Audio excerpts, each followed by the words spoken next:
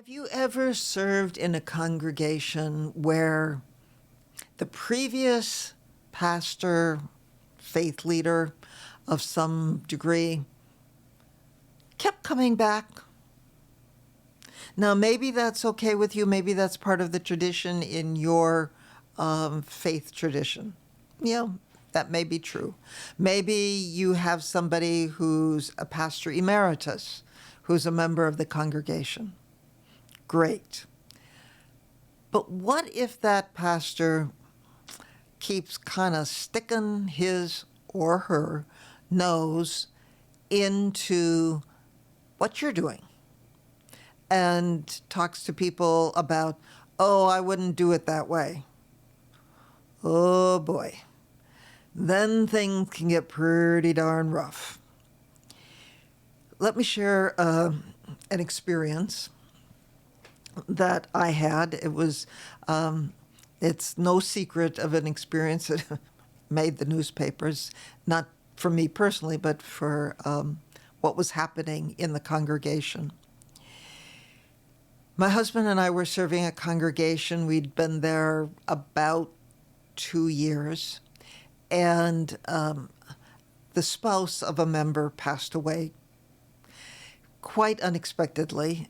And I think he was in his early 40s maybe, still had 2 children at home under the age of 20, or I think the oldest may have been about 20 in age.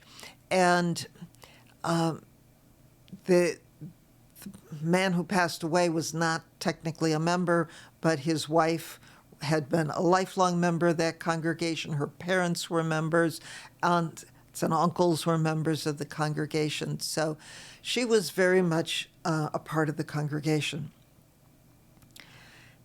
The congregation has a church cemetery, which is fairly common in certain parts of the country for a congregation of any Christian background to have their own cemetery, and it's usually right next to the church building.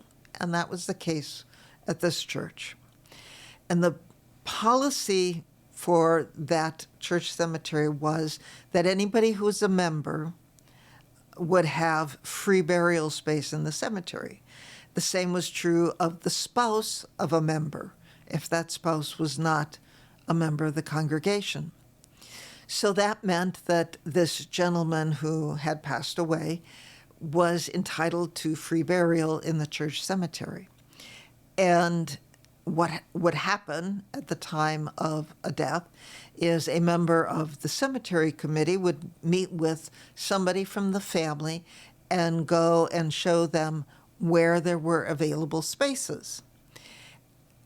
Now, some people had, in a sense, kind of reserved a space. Nobody owned spaces in the church cemetery.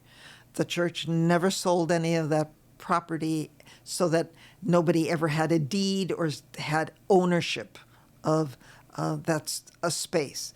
But there were times and were families who had said, this is where I'd like to be buried. And so in this case, the widow's parents had space set aside, and in fact, I believe the widow's father had already died at this point in time, not that long before her husband died. And so the parents were buried in one row, and there was, in the row below that, looked like, according to the records that the representative from the church cemetery had, that there were some spaces available. And they were listed as unassigned. So that's where the burial for this widow's husband was done, in one of those spaces. And the next space was reserved or assigned to her. And since she still had 2 children at home, another 2 spaces were assigned for them. And the burial took place, and everything seemed to be normal. That happened in September. But in December, we began hearing some rumblings that there was a member of the congregation who was quite upset with where this person had been buried, claiming that that was his family's plot, that that space and the other spaces assigned to this widow and her children were part of his family's plot. There was nothing in the records to indicate that. Yes, the upset member's brother and parents were buried in the row above where this person, was buried in an adjacent row to where the deceased member, the deceased spouse, had been buried. But there was nothing in the records to indicate that the spaces in question had been assigned to this man's family in perpetuity. Well, it got messy. And the unhappy member actually filed a lawsuit suing the congregation and the widow for where her husband was buried, and demanding that his remains be removed at their expense, or at her expense, I should say. And in the midst of all of this, the pastor who had preceded my husband and myself was contacted by the unhappy member who had filed this lawsuit, and it went into arbitration before anything else happened. And this former pastor gave a deposition in favor of the unhappy member who claimed that these spaces were part of his family plot, even though the bylaws of the church cemetery indicated there were no family plots, indicated that coping, and there was some coping there, meant absolutely nothing. The bylaws were clear on that. But the former pastor gave a deposition in favor of the plaintiff in this lawsuit. Things were not good. And people who loved the former pastor sided with the former pastor and this plaintiff. And there were other people who understood the bylaws of the church cemetery and sided with the widow and the church cemetery committee and the church council, which wanted to resolve this, peacefully in some way, manner, shape, or form. When the ruling of the arbitrator came down, the arbitrator said, let the deceased lie in peace. It was not binding arbitration, so the plaintiff then proceeded with the lawsuit. And the deposition from the former pastor was entered into the record as part of the lawsuit. Now, this was not the only way in which this former pastor had kept in contact with and was being a part of things in that congregation in a way that was not exactly helpful. He had also continued to visit certain special members that people that he and his family really loved. And those people did not want me or my husband coming to visit.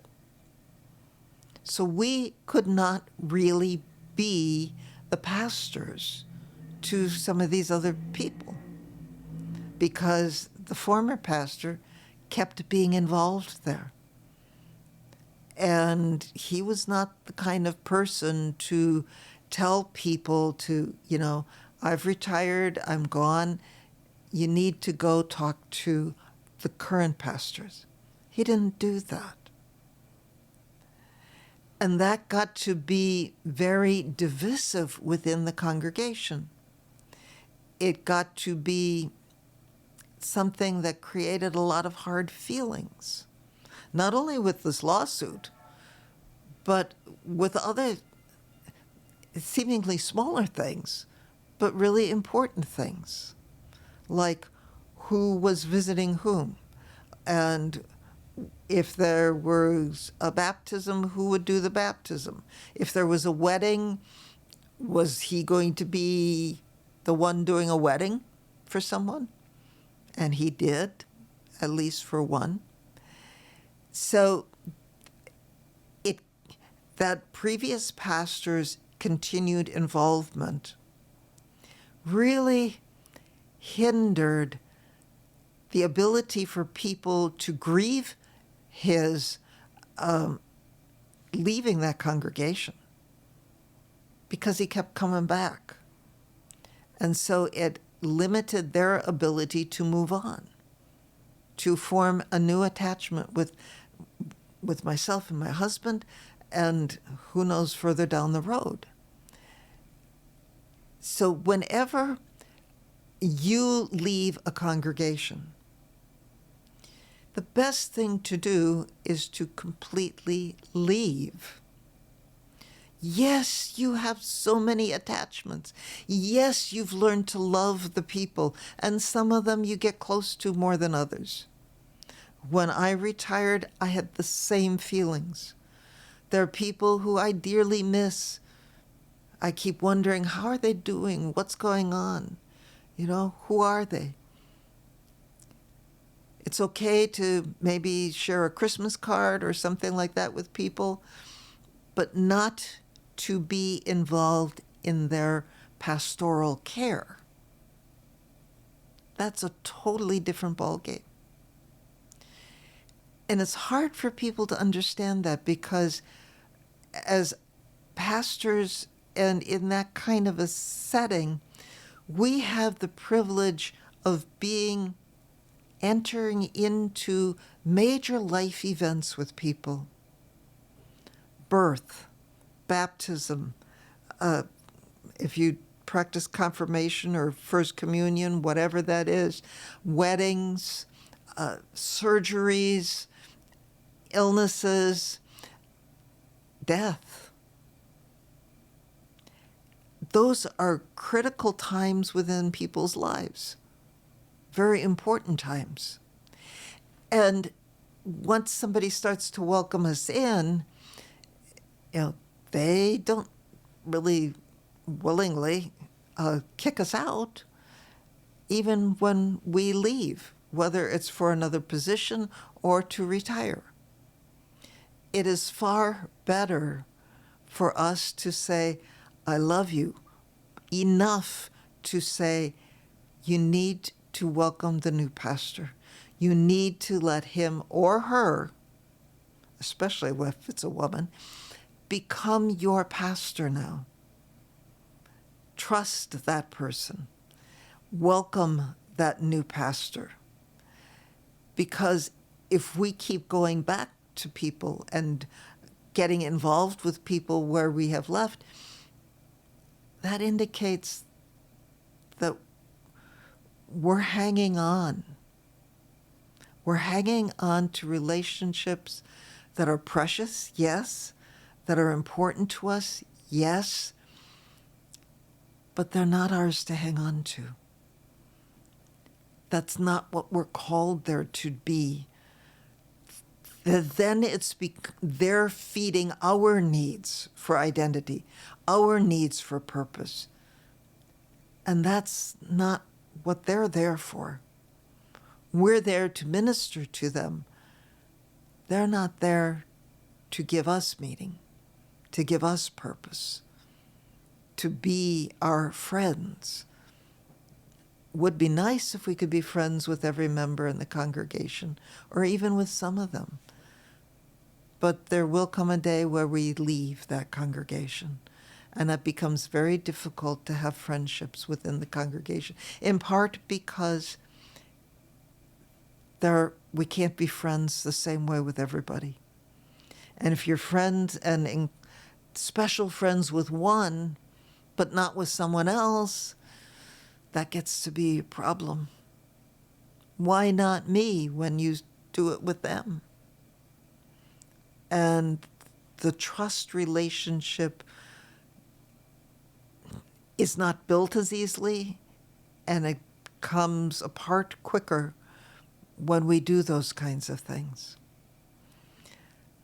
It's great to have close relationships with people, to share those wonderful special times with people, to be there as much as a friend as we can be, but it is hard, and we need to let someone new take that place. I've sometimes talked about it kind of like being a doctor, a physician. If you've ever had a physician who's retired, you know, or maybe moved to a different practice or something like that, you know that you can't keep going back to that physician and saying, you know, you're retired, but I want you to still be my doctor. You still got to treat me.